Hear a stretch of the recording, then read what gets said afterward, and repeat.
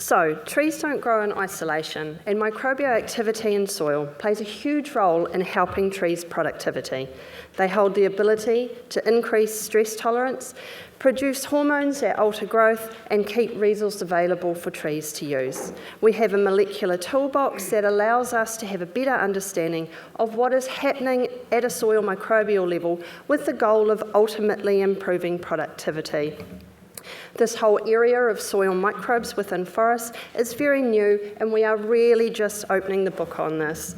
There are still a lot of unanswered questions, but the more we know, the better prepared we are for being able to make active changes with beneficial downstream effects.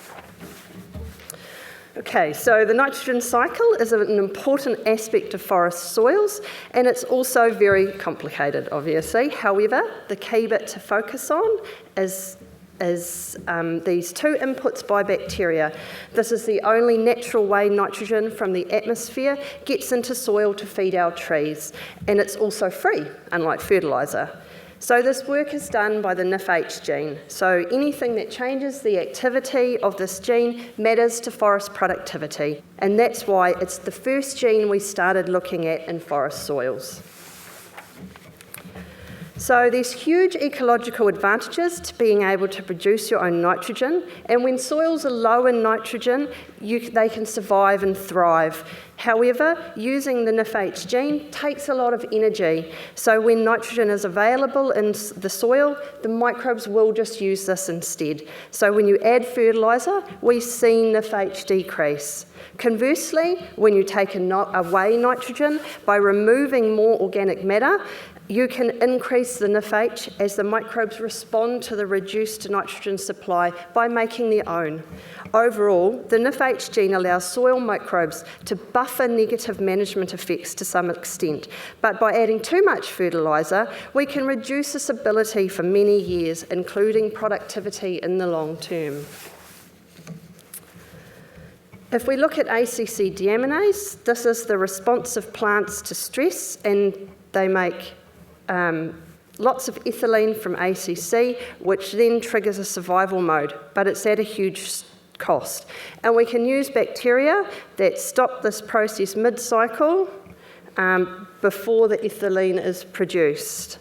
So soil bacteria slow this stress response by using the ACC deaminase enzyme to break down that ACC in soils, and it enables the productivity to be maintained for a longer window of time, but the plant can still protect itself if needed. And the ACC, no, it hasn't flipped over. So the ACC deaminase can also be affected by the genotype of the trees. Past research was able to link ACC deaminase activity with greater productivity due to enhanced drought tolerance displayed by some genotypes.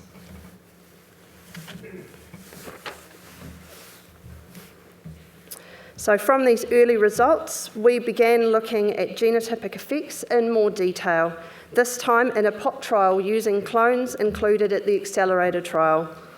So after 18 months, we saw that the trees had attracted different microbial communities, and some clones were much better at recruiting bacteria with the ACC deaminase gene. Clone 31 was a clear winner, and we think this ability is part of the reason why clone 31 grows well across different site types. We've also looked at this in the field, and Simeon will discuss these results later on.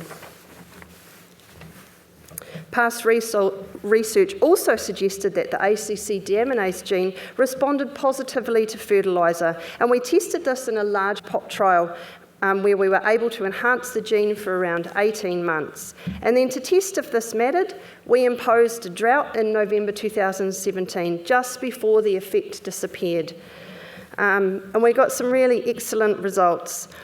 We showed that the trees with greater ACC deaminase had a greater drought tolerance, and the trees were unaffected by the drought for 2 weeks, then began to shut down to protect themselves. Untreated trees shut down immediately.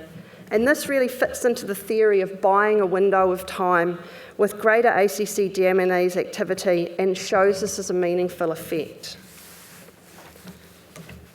We also took the opportunity to look at ACC deaminase in the forest as well, and using some long-term trials.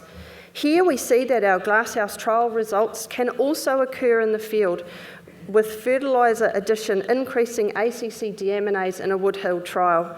We also saw that ACC deaminase increased with increasing organic matter removal as well. And with the more removal, the environment became more stressful. We think the beneficial microbes respond to this by trying to help the trees stay productive. So a brave new future. We're still learning and exploring key pathways to improve productivity through soil microbes. This continues to be ongoing, and we have some key tools that will be expanded upon to achieve this. The accelerated trials provide a great framework to further expand this work and to see how other treatments affect important microbial properties and how we can enhance the resilience of these trees to current and future stress. We are already moving from measuring microbes to actively managing their activity, and this leads us to further expansion and looking at some edge-of-the-envelope work with novel products.